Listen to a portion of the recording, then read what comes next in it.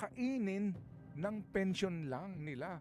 Ang pension system po, mga kapatid, hindi maitatanggi, ay pensyon na dapat na pinagtutulong-tulungan ng mga miyembro, ng mga kawani sa gobyerno, GSIS and SSS. Kaya dito po ngayon sa mga ating mga best actress at best actor sa BICAM, ako lang po yung nagtatanong, dito po sa, ang bilis ho ninyo mag-a-approve nitong mga ganito pong budget na para bagang pera nyo. Di ba? Para bagang, yung PGH po, ang pinapangalandakan nyo, dinagdagan nyo ng budget, magkano? 1 billion mahigit. Barya. Yung kanilang Cancer Institute, magkano lang? Wala pang 10 bilyon. Kinakailangan pang i-PPP. Pero dito po sa ayuda, higit 100 bilyon. Asan ang logic nyo? Sorry po sa mga best actress at mga best actor na mga trapo. Hindi po ba? Mawalang galang lang po sa inyo. Ang tamaan po, buti nga sa inyo. At ilang araw na nga lang ba, partner? 7 days na lang po bago ang Merry Christmas. Good morning, Ted Filon. Ay, tapos na ba SEA Games? Walang boxing doon. May babae ba doon? O puro lalaki? Ha? Didiretso ako doon mamaya. Anong boxing? Oo. Nakita mo na naman kasi yung braso ko. Naalala mo na naman si ano. Sino nga iyon? Yung ating pambato? Si Heidelin. Si Heidelin. Sobra ka naman. Baka magpa-picture ka pa sa akin mamaya. Hindi naman. Sige na, sino naalala mo?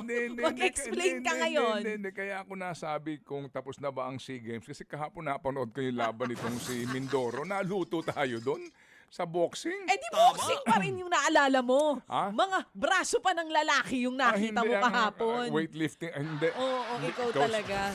Anyway. Sige, kamusta ka, partner? Ganda How mo. are you doing? Girl, ang ganda mo. Hindi naman, sakto lang. Sorry medyo Ikaw ay nagulat sa iyong nakita. Oo. Huwag ka mag-alala. Maya-mayang kaunti pag tayo po'y gininaw na. Baka bigla natin itago ang braso. Detach po natin ngayong araw na ito. You look so exotic. Alam mo, hindi ko talaga alam kung matutuwa ako pag sinasabihan mo akong I look so exotic. Bakit? Ang lakas talaga maka-animalistic. Sobra ka naman. Di ba, exotic sa hayop ginagamit Ikaw talaga, kala mo nakalimutan ko Sa hayop ginagamit. Yan ang gusto ko sa'yo Ngumingiti ka na naman ngayong umaga You look so mesmerizing. Yan, mas okay yan. Ano ibig sabihin nun? Hindi ko rin sure. Parang mas maganda lang pakinggan. Ano ba ibig sabihin nun? I am mesmerized. Yan. Ano yun, nagulat ka? Ako'y Ano yun? Nagulat ka ba? Magandang. Good morning po sa ating lahat. Smile naman tayo dyan. Opo, sa lahat din po ng mga, alam niyo yun, yung mga meron na pong holiday stress. Hindi maitatanggi sa mga panahong ito. Marami po ang nai-stress sa dami po ng ating mga obligasyones, sa ating mga dapat na gawin, sa ating mga dapat ng bayaran, sa ating pong dapat mamaskuhan, at sa napakatinding traffic po sa Metro Manila. Sa gitna ng lahat, we say, thank you Lord, at tayo nga po ay nagising pa. Amen. May biyaya po ng buhay na ipinagkaloob sa atin this morning, baby girl. Amen. So, ilang araw na lang bago magpasko, baby girl? 7 days na lang before Christmas. Baka kayo po yung nakakalimot sa sobrang kabisihan ninyo. Huwag kayo masyadong pakabisi. Mauuwi sa stress po yan. Lalo na po yung ating mga uring manggagawa. Kung di po talaga kayang magregalo sa inyong loved ones, huwag niyo pong pipilitin. Ilang araw na lang bago magpasko? 7 days. May nakulong na. Wala pa rin.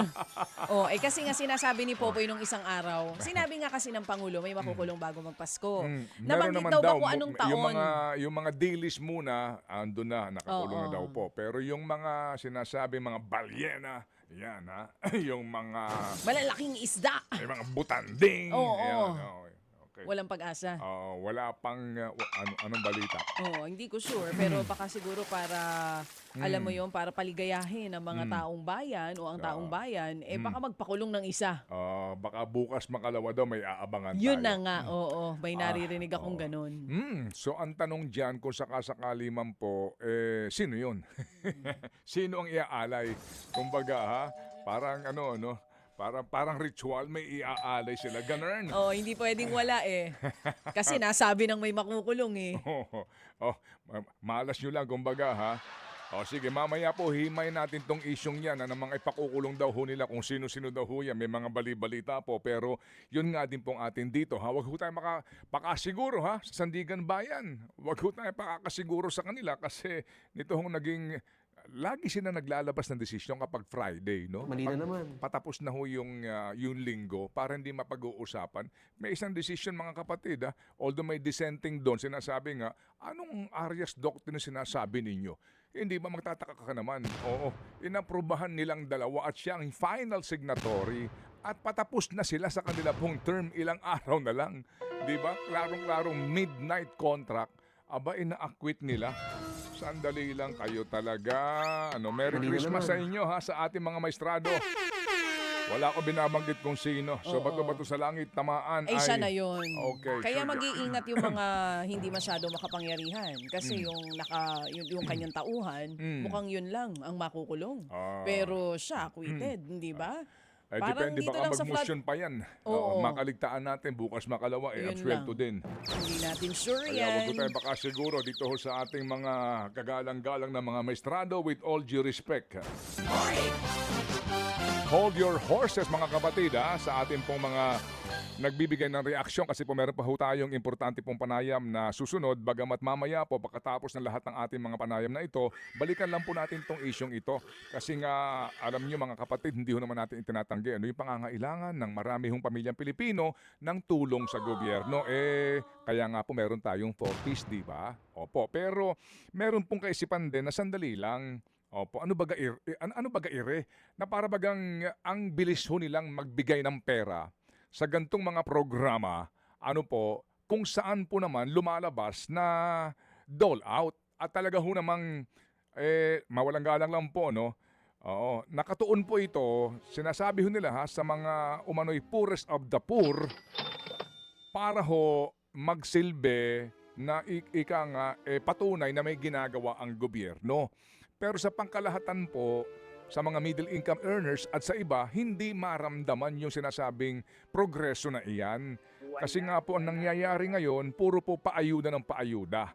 At ang ating mga mambabatas, mawalang galang lang po, yung mga sinasabi daw po na nagpapagal, nagpupuyat para po dito po sa pagpapasa po ng ating pambansang budget, para bagang, sa panahon po ng pagbusisi ho sa mga budget, lumalabas po na meron silang mga special o kaya po ay mga pinapaboran.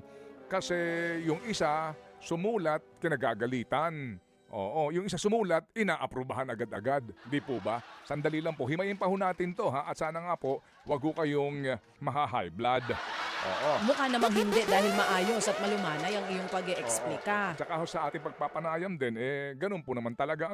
Sabi ko nga, spokesperson po yan, wag niyo hong aawayin. Spokesperson po Ito ho, mga kapatid, maliban dito meron ka ng MAIF, same.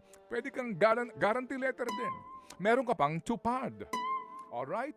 At maliban dyan mga kapatid, eto pa. Ewan ko na lang, kailan pa ho mga kapatid? Oo, kailan pa po, Kailan pa po, nagbibigay ng ayuda ang NDRRMC sa mga sinalanta ng kalamidad? Binigyan nila kagabi ng pondo ang NDRRMC para daw sa mga ayuda sa mga sinalanta ng sakuna. Ano ito? NDRRMC DSWD? Okay. Ang napag-usapan natin kasama si Professor, yung you can kill the man but not his ideology. Ayun. Totoo ba yun? O yan myth lamang? Tanungin mo nga si Professor Lourdes de Vera. Uy, Idol Lord. Oo. Oo. I-google mo kung Siya sino ang may sabi nun. You can kill the man, but not his ideology. Maari mong patayin ang tao, pero nunca kitilin ang kanyang ipinaglalaban na ideolohiya. Gets mo? Sino may sabi? Si civil rights activist Che Guevara. Tama ba? Hindi sa si Cha, siya si Che. Sino Siya si Che Guevara? Ay, he is the father Na-miss mo na naman Oo, si Che Guevara. Oo. Physician, author, guerrilla leader, diplomat, politician, military theorist na nagsabi nga ng mga binigkas mo na mga salita. Oo. Siya yung imahe ng pakikibaka laban sa pasismo. Yan. Mga ganyan. Oo. At yung kanyang image, ewan ko kung hanggang ngayon yung pa rin siya yung may record na may pinakamaraming, anong tawag doon sa ganong klase ng parang picture o drawing na yung image niya. Hindi graffiti yan, boy. Naalala mo alam mo yung image na may tawag doon Sorry kasi ako mismo nung bata ako, hindi ko siya kilala pero sinusuot ko yung t-shirt. Nagpapa-imprenta kami ng t-shirt. Ng mukha niya. Nakikiuso lang kami noon, mga bata. Hindi ko alam kung sino siya. And eventually nga, yun nga, no? Che Guevara. Opo, nakipaglaban yan. Saan siya pinanganak? Oo, sa Argentina. Si Che Guevara, tama ba? Lumaban siya sa Cuba. Tama ba? Ano? Communist figure siya sa Cuban Revolution. Pero tama. taga saan siya? Part Irish daw siya, pero hanapin natin kung taga saan nga ba itong si Che Guevara. Pero kaano-ano siya ni Zarina? Hindi nga siya kaano-ano ni Che Guevara. Okay. Pero tama, naniniwala ako sa sinasabi ni Che Guevara. Ang paniniwala ni Che Guevara, kahit patayin mo yung tao, kung ang paniniwala niya ay ganito, na ang mga magnanakaw dapat makulong, hindi mamamatay yung ideology na yon. Dahil may mga iba ring naniniwala na ang mandarambong dapat ikulong. Ibig sabihin, maaari mong kitilin ang isang mamamahayag, pero hindi nagtatapos yung kanyang pinaglalaban sa kanya. Amen. At merong iba na ganun din po ang advokasya. Maaari mong ipapatay itong taong ito, pero hindi nagtatapos doon yung ipinaglalaban niya. Ganon din po nga yan dito po sa nangyayari dyan, Yan, yung laban ng Israel at saka nitong mga Palestino, yun yan Pati yung sinasabi na dinadownplay nila na hindi, wala na, napatay na yung mga leader niyan. Hindi po. May susunod dyan na leader. Dito nga po, kahit na ubusin mo yung Hamas na yan, meron pong susunod pa rin sa kanila. Kasi nga po, ipinaglalaban nila yung ideolohiya. Yeah. Huwag nyo natin laliman pang usapin dito kasi nga gusto pang pag-usapan itong ayuda ideology. Kagaya niyan. Kahit ikahon mo silang lahat, meron pa ring makakaisip na ang ayuda ay makakapogi sa kanila. Yes, kaya ma'am. hindi yan mawawala. Yan po madalang ideology, kapatid, kung bakit po sila nasa sa pwesto. Yung pong pagturing sa atin ng mga manok. Okay, ngayon, hold muna kami. Close muna po ang ating mga mouth dahil panahon na para po pakinggan naman natin ito kahawig ni Che ito Che, sinong Che? Oo. Che Guevara din ba? O kahawig, ibang Che? Kahawig niya? Oo. Che? Okay. Ibang Che yun. Eto na. And again, with all due respect ho sa kanila, kasi ang hinihingi lang po mga kapatid, sa original po na proposal ng gobyerno under the NEP, as you all know, ang NEP ay yung ang tawag dyan ay the President's Budget.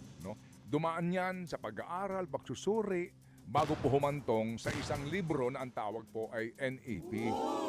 Ang original pong hinihingi ng DSWD ay 27 billion lamang. 27 billion. Ngayon mga kapatid, sa Kamara de Representante, nung una po, nagkaroon din dito ng mga diskusyon, etc. And then maging in the Senate, na 34.5 billion po lamang tinaasan nila. Sa Kamara po ay 59.1 billion. Pero at the end of the day, ang kanila pong inaprubahan ay 63.895 billion para po sa AX na ito ng DSWD. So ang kanila pong inumento, idinagdag sa kabuuan, ay higit na 36 billion pesos. Na sa totoo lang din po kahapon, ang sinasabi po nitong si House Committee Chairperson on Appropriations po, Micaela Swansing, binasa niya nga yung sulat nito pong si Rex Gatchalian, na kalihim ng DSWD girl. At sinasabi niya nga po dito, dahil daw po wala ng akap, kailangan daw po nadagdagan ang pondo. 36 billion po ito. Ano ho naging mathematics dito? At saka, bakit po halimbawa yung sulat po nitong si DOTR Acting Secretary na sinasabi na sandali lang po, kailangan din namin palang pondohan ito pong Light Rail Transit Line 1 Cavite Extension Unified Grand Central Station. Ito, ang makikinabang po dito, napakarami pong commuters nagagamit po ng LRT 1 Cavite Extension. Papunta po dito sa LRT, kumbaga junction na po, no? Pag-change mo ng train. At maging ito pong automated fare collection system na gagamitin po sa ating railway sa Metro Manila. Ang hinihingi po na pondo ho dito na realignment ay 3.6 billion. Nang gagalaiti sila. Sinasabi nila, girl, ay sandali lang, bakit nung una hindi nyo ang dami yung nilang pagalit. Ang dami yung nilang sinasabi. So dito po sa DOTR, sige, pagbibigyan namin, pero ibabawas po ito, sa mga foreign funded projects, yung alokasyon na ito. Kasi nga, pag meron kang dinagdagan, may kukunan ka. Ganyan po yan, ho? Pag meron kang binawasan... Saan mo kukunin? Hindi, pag meron kang binawasan, meron kang dadagdagan. Tama. Pag meron kang dinagdagan, may meron babawasan kang pinagkunan. Oo. Opo. Mawalang galang lang po sa mga overacting ng mga trapo. Mawalang galang lang po sa inyo. Ba't ganun? Diba? Bakit? Sulat din yung pinanggagalingan natin itong si Rex Gatchalian, approve kayo kaagad, dinagdagan nyo pa. Ano ho mathematics dito? Anong paliwanag po dito? Meron pa ho kayong MAIF na dinagdagan nyo rin po. Magkano na po ang MAIF na ito ngayon? 51 billion na, girl. So kapag kinuwenta mo ito ng mga paayuda, sa MAIF pa lamang at saka dito po sa kanila pong AX na ito, higit na po ito mga kapatid, 100 bilyong piso. Hindi pa kasama ang tupad. Pati NDRRMC, binigyan nyo rin po ng pera daw para sa ayuda sa mga sinalanta. Ano ito? Oo. Mawalang galang lang po And then, ang laging kinakatwiran nila, dapat daw yan na pag-uusapan sa committee level, etc. At dapat daw nanggagaling sa NEP. Bakit po yung sinasabi po ninyo na idinagdag para po sa subsistence allowance? Mawalang galang po sa ating mga kaibigan na mga retired na mga general na naglingkod nga po sa bayan. Hindi natin minamaliit, girl, ang kanilang sakripisyo para po sa bayan. Pero hindi lang po naman din sila At sila po mga kapatid, kakataas lang din po ng sweldo. Mga kapatid, yung pong announcement na yan ng Presidente sa kanyang executive order, ang sinasabi niya, sa 2027, ilalagay na sa NEP ito. Pero sa 2026 po, hahanapan pa ito ng pagkukunan ng pera. So, ibig sabihin po, wala ito sa NEP. At hindi maitatanggi, bagamat nangangatwiran po dito ang palasyo na ito'y walang kaugnayan sa political instability na parang parang out of the blue, nagkaroon ng announcement ang ating presidente. Ang halaga mga kapatid para po dito ay 23 billion pesos. 23 billion pesos. Nagawan po nila ng paraan ito. Hindi ba? Ang tanong, wala sa NEP bakit? Napag-usapan daw nila sa plenaryo at nahanapan nila ng pera. Saan nila kinuha itong perang ito? Ano ang kanilang binawasan dito? Hindi po ba? Sino ho talaga ang nakiusap dito, Presidente, na hanapan po ng paraan ito kasi mapapahiya siya. Pero ang tanong natin dito, kung sila nang gagalaiti sa mga cabinet secretaries, sa mga bureau directors at pinagagalitan nila dahil sa ano ka ba? Ngayon ka lang humihingi ng perang yan. Hindi mo sinama sa NEP yan. Nung nagkaroon ng budget hearing, wala ka sinasabi na ganyan, etc. Mga importante, mga proyekto sa gobyerno para sa mga kababayan natin, etc. Pinagagalitan. Pero dito, wala sa NEP, nagawan nila ng paraan. Nang hindi man lamang nagkaroon ng masinsinan na pag-aaral sa epekto nito sa pangkalahatan sa atin. Mabilis lang ito. Kasi gusto ko pang ikunik itong mga ayuda na ito sa basic na hinihingi. Lang Center of the Philippines, humihingi lang po ng 1 billion para sa kanilang building, kailangan pang PPP. Panginoon Diyos, patawarin niyo po kami. Eto lang Ano naman ang mathematics nyo dito po sa pagtataas at agad nyong pagpayag na ponduhan ito?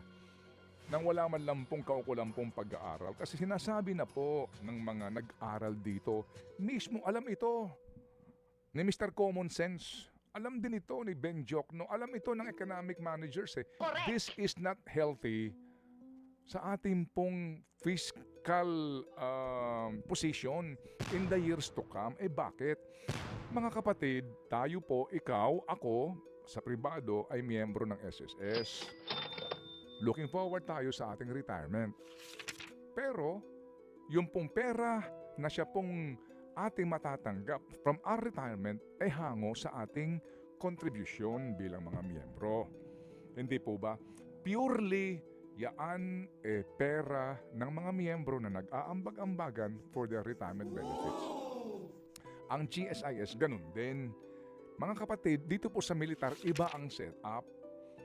Ang nagbibigay po ng retirement dito sa mga sundalo natin, BJMP, uniform personnel, ay taxpayers' money. Muli hindi natin minamaliit ang kanilang serbisyo po dito. Gusto lang namin maintindihan ninyo.